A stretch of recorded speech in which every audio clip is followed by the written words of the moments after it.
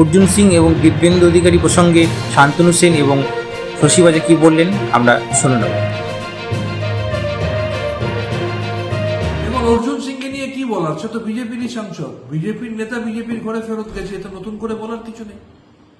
আর দিব্যেন্দু অধিকারীর কথা যদি বলেন, সে তো তৃণমূলের সাথে বিয়ে করে সে বিজেপির সাথে এক্সট্রা ম্যারিটাল অ্যাফেয়ার করছিল বেআইনিভাবে, ইলিগালি বহুদিন ধরে। এখন অফিসিয়ালি যার সাথে এক্সট্রা ম্যারিটাল অ্যাফেয়ার করছিল তাকে বিয়ে করলো। এটা নতুন কিছু নয়, অবাক হওয়ার কিছু নেই। তারা বিজেপির কাছে অনেকদিন আগেই আত্মসমর্পণ করেছে। কিন্তু প্রশ্ন হচ্ছে, অর্জুন সিং বিজেপির সাংসদ, তার ছেলে বিজেপির বিধায়ক, শুভেন্দুবাবু বিজেপির বিরোধী দলনেতা, তার ভাই বিজেপির কাঁথি কেন্দ্রের প্রার্থী, তার আরেক ভাই বিজেপিতে জয়েন করলেন। তাহলে এবার মাননীয় নরেন্দ্র মোদীজি পরিবারবাদ নিয়ে কি বলবেন? তাহলে আবার প্রমাণ হলো যে মোদির গ্যারেন্টি হচ্ছে 0-1 এন্ট্রি। সকলেই জানেন মমতা বন্দ্যোপাধ্যায় অসুস্থ। প্রত্যেকেই তার প্রতি শ্রদ্ধা এবং সমবেদনা জানাচ্ছেন, তার দ্রুত আরোগ্য কামনা করছেন। আর একজন এমনও মানুষ আছেন, শুভেন্দু অধিকারী তার নাম, তিনি চাইছেন না, তিনি তার খারাপ চাইছেন। এবং আজকের দিনেও একটি জনসভাতে শুভেন্দু অধিকারী তার স্বাস্থ্য সম্বন্ধে কুরুচিকর মন্তব্য করলেন, কদর্য ভাষণ ব্যবহার করলেন। এটা কি মানুষ? ইনি কি পরিচয় দেন তাকে? তিনিও তো মায়ের সন্তান, তুমি মাকে অপমান করছো। এত ঔদ্ধত্য, এই অপমানের কি শাস্তি হতে পারে?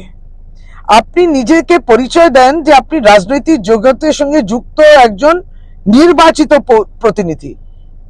আপনি যাদের দ্বারা নির্বাচিত হয়েছেন তারাও ধিক্কার জানাচ্ছে।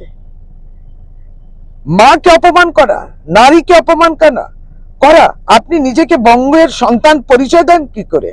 কবিগুরু রবীন্দ্রনাথ ঠাকুরের জন্মভূমি, স্বামী বিবেকানন্দর জন্মভূমি, ঈশ্বরচন্দ্র বিদ্যাসাগরের যদি একটুও শিক্ষা আপনার উপলব্ধি হতো, তাহলে এই ভাষা আপনি ব্যবহার করতেন না।